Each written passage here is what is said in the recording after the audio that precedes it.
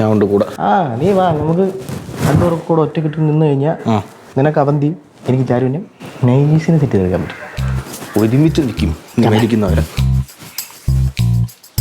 ചക്കമ്മ ആരെ കണ്ടില്ലെന്ന് പറഞ്ഞു.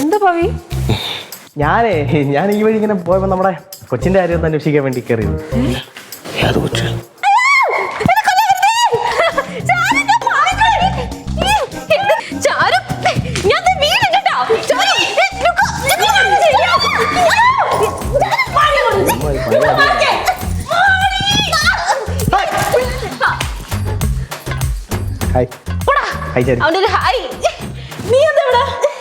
ഞാൻ കൊച്ചിന്റെ കാര്യങ്ങൾ ചോദിക്കാൻ വേണ്ടിയാണ്.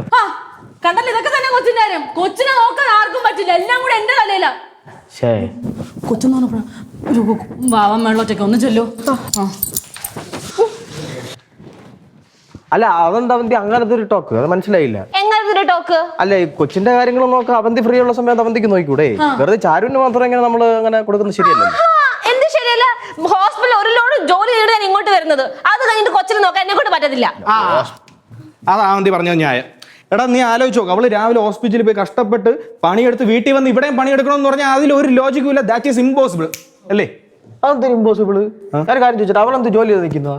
ചാരുവിന് അവളുടേതായിട്ടുള്ള കാര്യങ്ങളുണ്ട്. കൊച്ചിനെ മാത്രം നോക്കിയിരിക്കും. രാവിലെ തൊട്ട് രാത്രി കൊച്ചിനെ നോക്കിക്കൊണ്ടിരിക്കാൻ പറ്റും. അതെന്തോന്ന് സംസാരമുള്ള? നിനക്കത് തെറ്റി. എന്റെ പൊന്നളിയ, ചാരുവിനെ എടുത്ത് പറയാൻ ഒരു ജോലി ഇല്ലല്ലോ. ചുമ്മയല്ലേ ഇരിക്കണേ? ജോലി ഇല്ലെന്ന് ആര് പറഞ്ഞു? നമുക്ക് ജോലി ഇല്ലെന്ന്. അവൾ അറിയപ്പെടുന്നത് ജോലിക്കാരിയാണ്. എന്തിന്റെ? അവള് മറ്റേ സിനിമയില് മറ്റേ ക്യാമറ ആളാണ്. നമുക്ക് ഇഷ്ടംപോലെ കാര്യങ്ങളുണ്ട്. നീ എന്തിനാ പറയണം അങ്ങനെ സംസാരം തോന്നുന്നു? എടാ, I am telling the truth man. എടാ, നീ അവളുടെ അവസ്ഥ ആലോചിച്ചോക്ക. ആ ക്ലിനിക്കില് അല്ലേ പോയി ഹാർഡ് വർക്ക് ചെയ്ത് വരുന്ന ഒരാളെ ഇങ്ങനെയൊക്കെ പറയുന്നു. നാണം ഇല്ലേ നിനക്ക്? നാണം ഇല്ലേ? എന്തൊന്നും ഹാർഡ് വർക്ക്? നീ കുറെ നേരമായല്ലോ. നീ ആ പെണ്ണുങ്ങളെ കാണുമ്പോൾ നിനക്ക് പണ്ടുള്ള സുഖം തൊട്ടം തരണോ? നീ പിന്നെ എന്തൊരു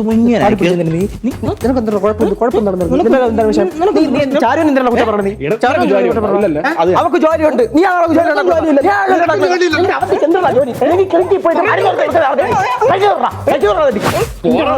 എന്തോ നടക്കില്ല.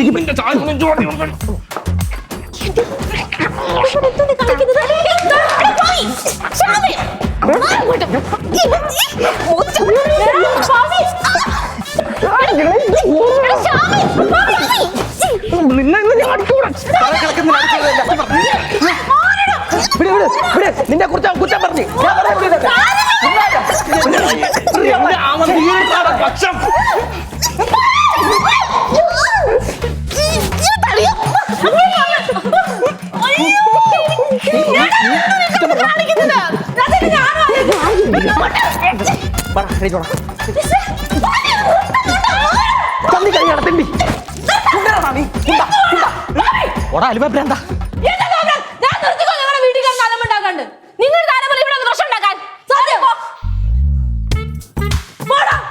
ഞങ്ങൾക്കിടയിൽ എന്തെങ്കിലും പ്രശ്നം സോൾവ് ഞങ്ങൾക്കറിയാം.